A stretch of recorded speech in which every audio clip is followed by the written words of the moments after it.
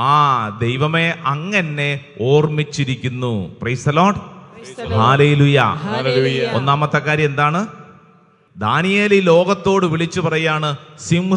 കുഴിക്കകത്ത് കിടക്കുമ്പോൾ ദാനിയേൽ പറയുന്നു, ദൈവമേ അങ്ങെന്നെ ഓർമ്മിച്ചിരിക്കുന്നു, അങ്ങേ സ്നേഹിക്കുന്നവരെ അങ്ങൊരിക്കലും ഉപേക്ഷിക്കുകയില്ല.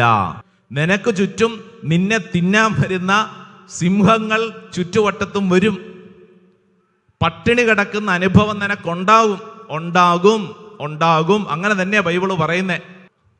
നിങ്ങൾക്കൊരു പ്രശ്നം വന്നു കഴിഞ്ഞാൽ കൂടെയുണ്ടെന്ന് പറയുന്ന പലരും ഇട്ടിട്ട് പോകും.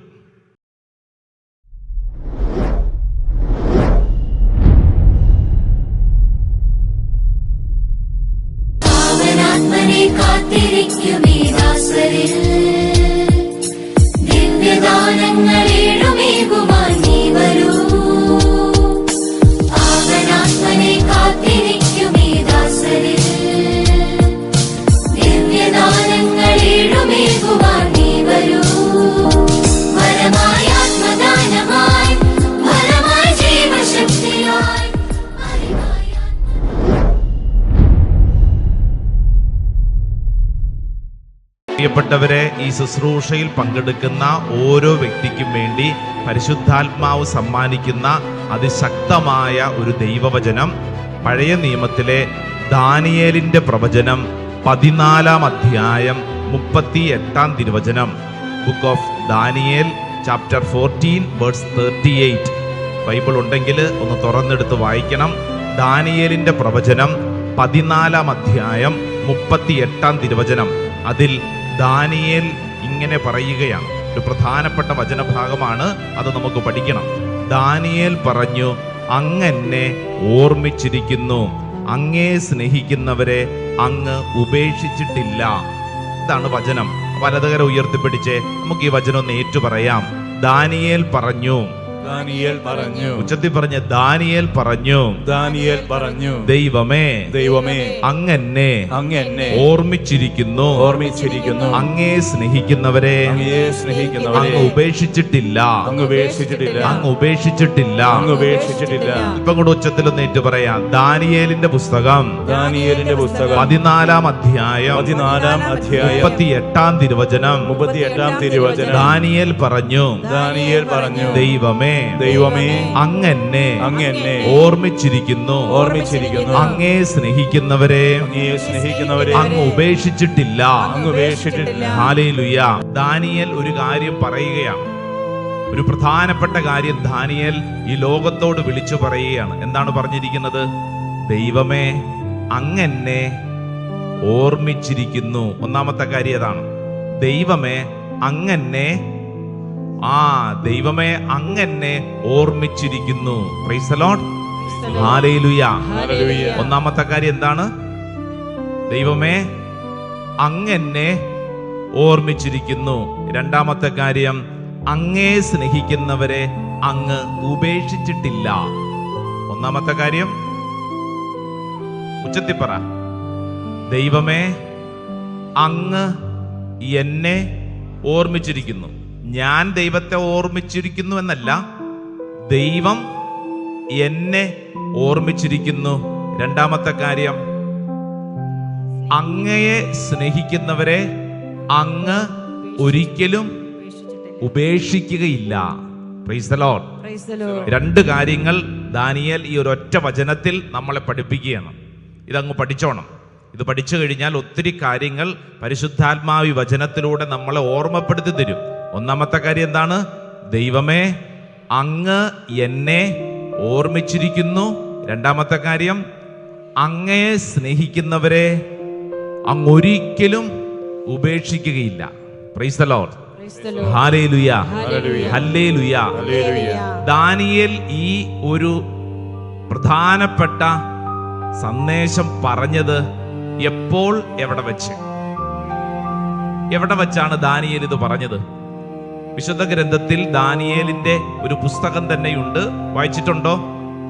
കുറച്ച് അധ്യായങ്ങൾ മാത്രമേ ഉള്ളൂ. വെറും 14 അധ്യായങ്ങൾ മാത്രമുള്ള ഒരു പുസ്തകമാണ് ദാനിയേലിന്റെ പുസ്തകം.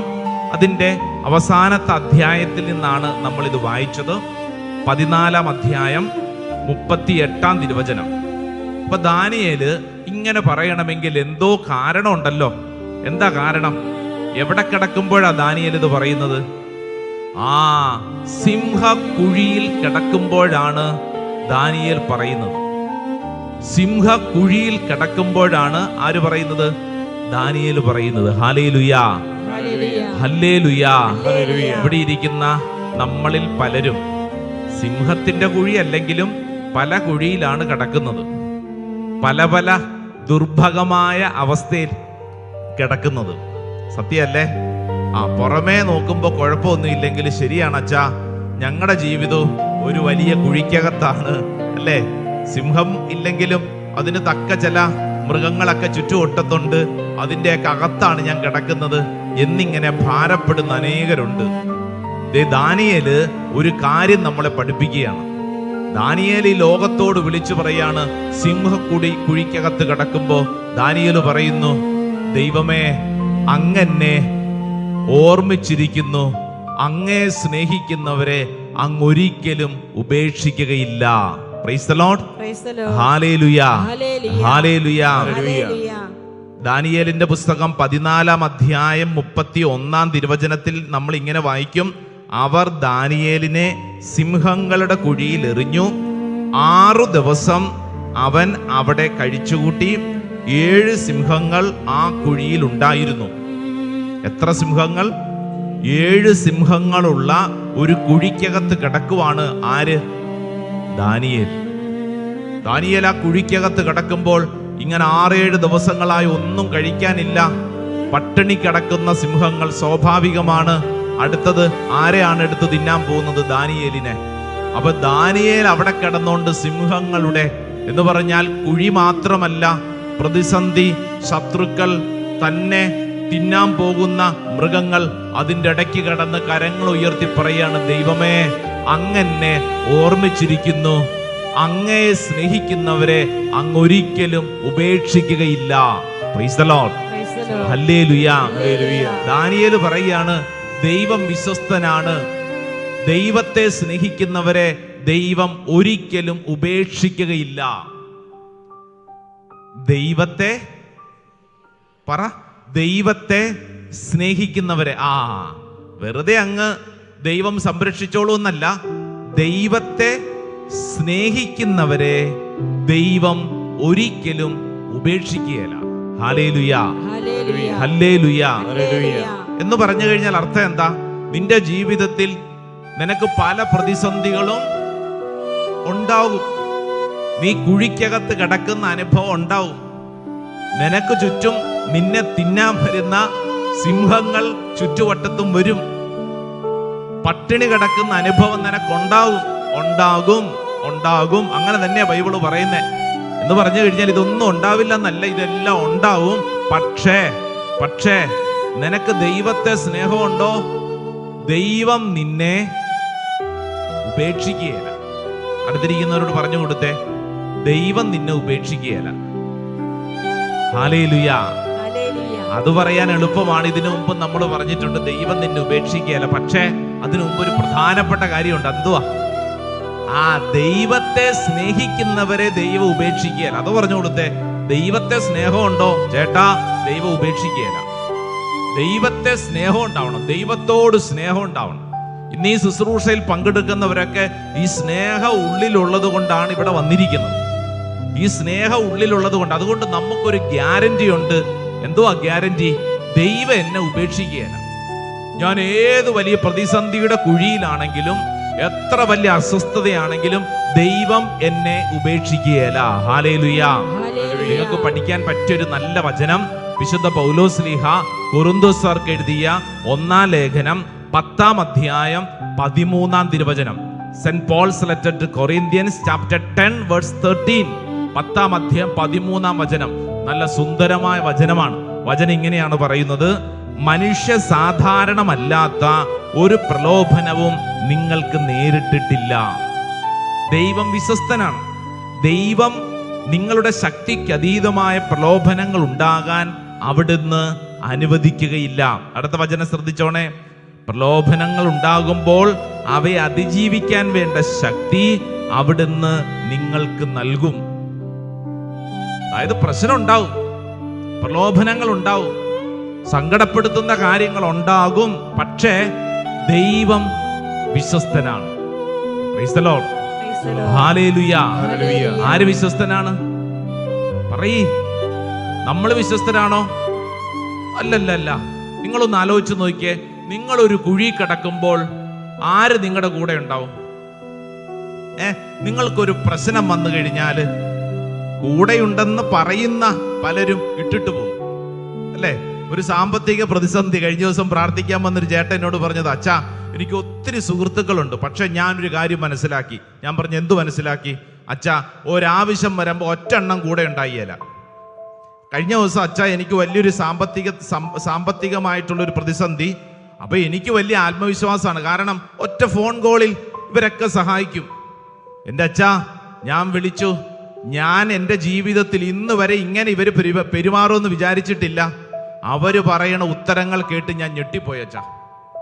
ഞാൻ ഇവന്മാരാണ് എൻ്റെ ജീവിതത്തിലെ സർവസ്വം എന്ന് ചിന്തിച്ചുകൊണ്ടിരുന്നതാ. പക്ഷെ ഒരൊറ്റ എന്നെ സഹായിച്ചില്ല എന്ന് മാത്രമല്ല, അവര് ഞാൻ ഫോൺ വിളിക്കുമ്പോൾ എടുക്കത്തുമില്ല ഇപ്പം.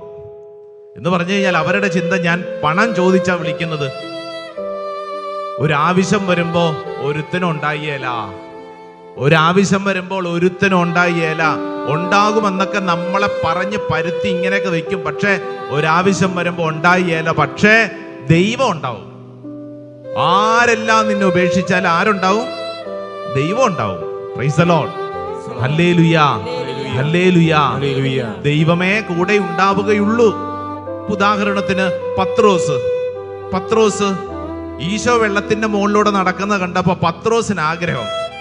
പത്രോസ് ഉടനെ ഈശോട് പറഞ്ഞു, ഈശോ ഞാനും നടക്കട്ടെ. ഈശോ പറഞ്ഞു, വാ നടക്ക്. പത്രോസ് നടന്നു. പത്രോസ് എങ്ങോട്ട് നോക്കി? ഈശോയെ നോക്കിക്കൊണ്ട് യാത്ര തുടങ്ങിയ പത്രോസ് അല്പം കഴിഞ്ഞപ്പോ താഴത്തോട്ട് നോക്കിയപ്പോ, ദൈവമേ, കടലിന്റെ മുകളിലാണ് ഞാൻ നടക്കണേ. തിരമാലകളൊക്കെ ഇങ്ങനെ ആഴത്തിലും ഉയരത്തിലും ഇങ്ങനെ പൊങ്ങുന്നു താഴുന്നു. ഇതിങ്ങനെ നോക്കിയപ്പോൾ പത്രോസ് ഉടനെ വെള്ളത്തിലേക്ക് താണു. ഞാൻ ചോദിക്കട്ടെ, അങ്ങനെ താണപ്പോൾ ആരാണ് പത്രോസിന്റെ കൈക്ക് പിടിച്ചത്? പത്രോസ് ആണോ ഈശോയുടെ കൈക്ക് പിടിച്ചത്? ഈശോയാണോ പത്രോസിന്റെ കൈക്ക് പിടിച്ചത്? പറ. വചനം ഇങ്ങനെ കൃത്യമായിട്ട് പഠിപ്പിക്കുന്നു. മത്തായിയുടെ സുവിശേഷം 14:31. ഉടനെ യേശു കൈനീട്ടി അവനെ പിടിച്ചുകൊണ്ട് പറഞ്ഞു, അല്പവിശ്വാസി, നീ സംശയിച്ചതെന്ത്? ഉടനെ അങ്ങനെ എഴുതിയിരിക്കുന്നത്. വെള്ളം കുടിച്ച്, എന്നാ പിന്നെ അവനൊരു പാഠം പഠിക്കട്ടെ. വെള്ളം കുടിച്ച് അവിടെ കുറച്ചു നേരം കിടക്ക്, അല്ലേ? അങ്ങനെയല്ല. അവൻ താഴാൻ തുടങ്ങിയപ്പോൾ ഈശോ ഉടനെ യേശു കൈ നീട്ടി അവനെ പിടിച്ചു പൊക്കി. യേശു കൈ നീട്ടി അവനെ പിടിച്ചു പൊക്കി. ഹല്ലേലൂയാ. വലതുകര ഉയർത്തിപ്പിടിച്ച് സ്വരത്തിൽ പറഞ്ഞ ഹല്ലേലൂയാ, ഹല്ലേലൂയാ, ഹല്ലേലൂയാ, ഹല്ലേലൂയാ. പ്രിയപ്പെട്ടവരെ, നിന്റെ ജീവിതത്തിൽ നീ ഇതുപോലെ കുഴിയിലേക്ക് പോകുമ്പോൾ, താഴ്ന്നു പോകുമ്പോൾ, പ്രതിസന്ധി കടക്കുമ്പോൾ നിന്നെ കൈപിടിച്ചുയർത്തുന്ന വിശ്വസ്തനായ ഒരു ദൈവം ഉണ്ട്. നിൽക്കും കുഞ്ഞാടേ, നിന്നെ വാഴ്ത്തുന്നു ഞങ്ങൾ, നിന്നെ വാഴ്ത്തുന്നു. യേശുവേ, രണ്ട് കരങ്ങൾ ഉയർത്തിപ്പിടിച്ച് എല്ലാവരും വിശ്വസിക്കണം. എന്റെ തൊട്ട് മുമ്പിൽ കുരിശിൽ കിടക്കുന്ന ഈശോയുണ്ട്. ആ ഈശോയുടെ മുമ്പിൽ എന്റെ ജീവിതം സമർപ്പിച്ച് ഞാൻ പ്രാർത്ഥിക്കുന്നു. കണ്ണുകളടച്ച് രണ്ട് കരങ്ങൾ സ്വർഗത്തിലേക്ക് ഉയർത്തി പ്രാർത്ഥിക്കുമ്പോൾ കുരിശിൽ കിടക്കുന്ന ഈശോയോട് പറയണം, എന്താണ് നീ ഇന്ന് സഹിക്കുന്ന സഹനം, നിന്റെ മുറിവുകൾ, നിന്റെ ഭാരങ്ങൾ, അതെന്താണോ അവ സമർപ്പിച്ച് പ്രാർത്ഥിക്കുക. കർത്താവേ, എന്റെ മുറിവുകളെ സൗഖ്യപ്പെടുത്തുന്നവനെ, എന്റെ മുറിവുകളെ സൗഖ്യപ്പെടുത്തുന്നവനെ, എന്റെ ജീവിതത്തെ സമർപ്പിച്ച് പ്രാർത്ഥിക്കുന്നു. കർത്താവേ, എന്റെ ജീവിതത്തിൽ ഇടപെടണമേ. കരങ്ങൾ ഉയർത്തി സ്തുതിക്കട്ടെ, സ്തുതിക്കട്ടെ, സ്തുതിക്കട്ടെ, സ്തുതിക്കട്ടെ. നാമം തുറന്ന് സ്തുതിക്കട്ടെ. ആരാധന, ആരാധന, ആരാധന. എല്ലാവരും സ്തുതിക്കട്ടെ. യേശുവേ എന്ന് വിളിച്ച് പ്രാർത്ഥിക്കട്ടെ. Hallelujah, hallelujah, hallelujah, hallelujah. യേശുവേ, ആരാധന, ആരാധന, ആരാധന, ആരാധന, ആരാധന. ഓ കർത്താവേ, ഓ കർത്താവേ. ആരാധന, ആരാധന, ആരാധന, ആരാധന, ആരാധന, ആരാധന, ആരാധന, ആരാധന, ആരാധന. ആരാധന ആരാധന യേശുവേ ആരാധന ആരാധന ആരാധന ആരാധന ആരാധന. കരങ്ങൾ കൂപ്പി കണ്ണുകൾ അടച്ച് ഈ ശുശ്രൂഷ സമയം എൻ്റെ ജീവിതത്തിൻ്റെ സൗഖ്യത്തിൻ്റെ സമയമാണെന്ന് വിശ്വസിക്കുക. പത്രോസ്ലീഹായുടെ 1-ാം ലേഖനം 2-ാം അധ്യായം 24-ാം തിരുവചനം നിന്നെ പഠിപ്പിക്കുകയാണ്. നമ്മുടെ പാപങ്ങൾ സ്വന്തം ശരീരത്തിൽ വഹിച്ചുകൊണ്ടവൻ കുരിശിലേറി. അത് നാം പാപത്തിന് മരിച്ച് നീതിക്കായി ജീവിക്കേണ്ടതിനാണ്. അവൻ്റെ മുറിവുകളാൽ നാം സൗഖ്യമുള്ളവരാക്കപ്പെട്ടിരിക്കുന്നു. എൻ്റെ സഹോദര സഹോദരി, നീ ഇന്ന് കടന്നു പോകുന്ന അവസ്ഥ അതേതുമായിക്കൊള്ളട്ടെ, ഇതാ ഈ കുരിശ് നിനക്ക് സൗഖ്യത്തിൻ്റെ ഇടമാണെന്ന് പഠിപ്പിക്കുകയാണ്. അൾത്താരയോട് ചേർന്ന് പ്രാർത്ഥിക്കുമ്പോൾ നീ വിശ്വസിക്കണം, എൻ്റെ ജീവിതത്തിലെ മുറിവുകൾ മനസ്സിലാക്കുന്ന ഒരുവന്റെ മുമ്പിലാണ് എൻ്റെ ജീവിതം. കണ്ണടച്ച് 2 കരങ്ങളും നെഞ്ചോട് ചേർത്ത് വെച്ച് പ്രാർത്ഥിച്ചോളൂ. നീ ഇന്ന് കടന്നു പോകുന്ന അവസ്ഥ, മാനസിക പിരിമുറുക്കം, നിന്റെ ഉള്ളിലുള്ള സങ്കടങ്ങളും വേദനകളും ഒരു മനുഷ്യനും മനസ്സിലാവില്ല, പക്ഷെ ഈശോയ്ക്ക് മനസ്സിലാകും. ഒരുപക്ഷെ ചിലപ്പോൾ നമ്മുടെ ഉള്ളിൽ മാനുഷികമായ ചില സമയങ്ങൾ ചിന്തിക്കും, എന്നെ ഇയാൾ മനസ്സിലാക്കും, എന്നെ ഈ വ്യക്തിക്ക് നന്നായിട്ടറിയാം, ചെറുപ്പകാലം മുതൽ ഈ വ്യക്തി എന്നെ കാണുന്നതാണ്, എൻ്റെ കൂടെ ഇയാൾ പഠിച്ചതാണ്, എൻ്റെ അപ്പൻ എന്നെ മനസ്സിലാകും, എൻ്റെ അമ്മയ്ക്ക് മനസ്സിലാകും, എൻ്റെ ജീവിത പങ്കാളിക്ക് മനസ്സിലാകും, എൻ്റെ മക്കൾക്ക് മനസ്സിലാകും. എന്നാൽ ജീവിതത്തിൽ നമ്മൾ പഠിക്കുന്ന ഒരു പ്രധാനപ്പെട്ട കാര്യം, ഈ ഭൂമിയിൽ ഒരു മനുഷ്യനും നീ ആയിരിക്കുന്ന അവസ്ഥയിൽ നിന്നെ മനസ്സിലാക്കാൻ പറ്റില്ല. ഈശോയ്ക്ക് മാത്രമേ നിന്നെ നീ ആയിരിക്കുന്ന അവസ്ഥയിൽ മനസ്സിലാക്കാൻ പറ്റൂ. കാരണം അവൻ നിന്നെ പോലെ മുറിവേറ്റവനാണ്, നിന്നേക്കാൾ അധികം വേദന അനുഭവിച്ചവനാണ്. നീ സഹിക്കുന്ന ഓരോ സഹനത്തിനും മുമ്പ് അവൻ ആ സഹന വഴികളിലൂടെ കടന്നുപോയിട്ടുള്ളവനാണ്. ഓരോ വ്യക്തിയും ചിന്തിക്കൂ. ഇപ്പോൾ ഈ ആരാധന സമയത്ത് ആരെങ്കിലും ചിന്തിക്കുക, എനിക്കാരുമില്ല, ഞാൻ കഷ്ടപ്പെട്ട് വളർത്തിയ എൻ്റെ മകൻ, എൻ്റെ മകൾ എന്നെ ഇട്ടിട്ട് പോയി, എനിക്കാരുമില്ല. വലിയ ഏകാന്തത അനുഭവിക്കുന്നവരുണ്ടാവും. എൻ്റെ ജീവിതം ഇങ്ങനെയായി പോയല്ലോ, ഇനി എന്തിനാണ് ഞാൻ ജീവിക്കുന്നത്, എനിക്കാരുമില്ല എന്ന് ചിന്തിക്കുന്ന സഹോദര സഹോദരി, ഇതാ ഈശോ പഠിപ്പിക്കുന്നു, നീ ഒറ്റയ്ക്കല്ല. ജീവിതത്തിൽ ഇതുപോലെ ഏകാന്തതയിലൂടെ കടന്നുപോയ ഒരുവനാണ് ഞാൻ. സ്നേഹിച്ചു കൂടെ നിർത്തിയ ഒരുവൻ പോലും ആവശ്യ സമയത്തുണ്ടായില്ല, ഇട്ടിട്ട് പോയി. കുരിശ് ഒറ്റയ്ക്ക് ചുമന്നവനാണ് ഞാൻ. ഇതാ മുമ്പിൽ ഈശോ നിന്നോട് പഠിപ്പിക്കുന്നു, നിന്റെ ഏകാന്തതയുടെ നടുവിൽ നിനക്കാരുമില്ല എന്ന് ചിന്തിക്കുമ്പോൾ, നിന്റെ ജീവിതത്തിന്റെ സഹന വഴികളിൽ നിനക്ക് മുമ്പിൽ ഇതാ പ്രകാശം ചൊരിഞ്ഞ് ഈശോ നിൽക്കുന്നു. അവിടുത്തെ മുഖത്ത് നോക്കിയവർ പ്രകാശിതരായി. സങ്കീർത്തനം 34:5. ഇത് നിന്നിൽ സംഭവിക്കുകയാണ്, നിന്നിൽ പ്രകാശം നിറയുന്ന അനുഭവം. കൂടെ ബിസിനസ് ചെയ്ത ആള് അത്രമേൽ ചങ്ക് പറിച്ചു കൊടുത്ത് സ്നേഹിച്ചതാണ്, കൂടെ നിൽക്കുമെന്ന് കരുതി. എന്നാൽ ചതിച്ചോ? നിന്നെ വഞ്ചിച്ച്, നിന്നെ ഒറ്റപ്പെടുത്തിയിട്ട് നാണം കെടുത്തിട്ട് ഇട്ടിട്ട് പോയോ? എന്നാൽ നീ ഓർക്കണം, ജീവിതത്തിൽ അത്രമേൽ ചതികൾ അനുഭവിച്ചവനാണ് ഈശോ, അത്രമേൽ വേദന അനുഭവിച്ചവനാണ് ഈശോ. ഒരിക്കലും പിണങ്ങിപ്പോകുമെന്ന് കരുതിയില്ല, പക്ഷേ കൂടെയുണ്ടായിരുന്നവന്മാർ തന്നെ ചതിച്ചു. അത്രമേൽ സ്നേഹിച്ച് കൂടെ നിർത്തിയ ശിഷ്യരിൽ ഒരുവനാണ് ചുംബനം കൊണ്ട് ഒറ്റിക്കൊടുത്തത്. ചതിയുടെ അനുഭവം ഈശോ പണ്ടേ അനുഭവിച്ചിട്ടുണ്ട്. നീ ഇന്ന് കടന്നു പോകുന്ന ഈ സഹനം ഈശോയ്ക്ക് മനസ്സിലാകും. നിന്നെക്കുറിച്ച് ആരെങ്കിലും അപവാദം പറഞ്ഞതിന്റെ വിഷമം നിന്റെ ഉള്ളിലുണ്ടോ? അപവാദം പറഞ്ഞതിന്റെ, കേട്ടതിന്റെ, നിന്നെക്കുറിച്ച് ഇല്ലാ കഥകൾ പറയുന്നു, നിന്റെ ഉള്ളിൽ ഭയങ്കരമായ രോഷം വരും. ഞാൻ ഇത്രമേൽ നന്മ ചെയ്തിട്ട് എന്നെക്കുറിച്ച് ഇല്ലാ കഥകൾ മറ്റുള്ളവർ പറഞ്ഞു.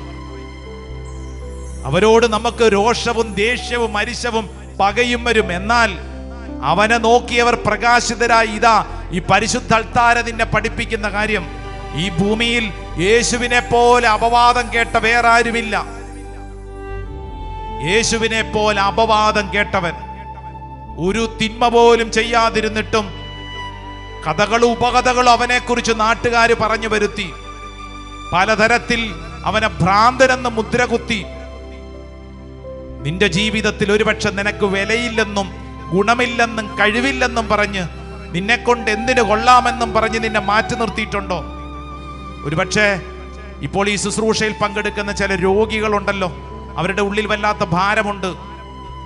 ഇനിയിപ്പോൾ എന്നെ കൊണ്ടൊന്നിനും ഗുണമില്ല, എൻ്റെ ഈ രോഗാവസ്ഥയിൽ ഞാൻ തീർന്നുപോയി, മറ്റുള്ളവർക്ക് എന്നെ കൊണ്ട് എന്ത് ഗുണം? എൻ്റെ പ്രിയപ്പെട്ട സഹോദര സഹോദരി, ഇതാ നിന്റെ മുമ്പിൽ ഈശോ പ്രകാശിച്ചു നിൽക്കുന്നു. സങ്കീർത്തനം 34:5. അവനെ നോക്കിയവർ പ്രകാശിതരായി. കാരണം ഈ ഭൂമിയിൽ ഒരു വിലയുമില്ല എന്നും പറഞ്ഞ് മുദ്രകൊത്തി കുരിശിൽ തറയ്ക്കപ്പെട്ടവനാണ് ഈശോ. അടിമയായിട്ട് മുദ്രകൊത്തി, വിലയില്ലാത്തവനെന്ന് മുദ്രകൊത്തി കുരിശിൽ തറയ്ക്കപ്പെട്ടവനാണ് ഈശോ. ഇതാ നിന്റെ ജീവിതത്തിൽ നീ കടന്നു പോകുന്ന സമസ്ത അനുഭവങ്ങളെയും ഈശോയ്ക്ക് നന്നായി മനസ്സിലാകും.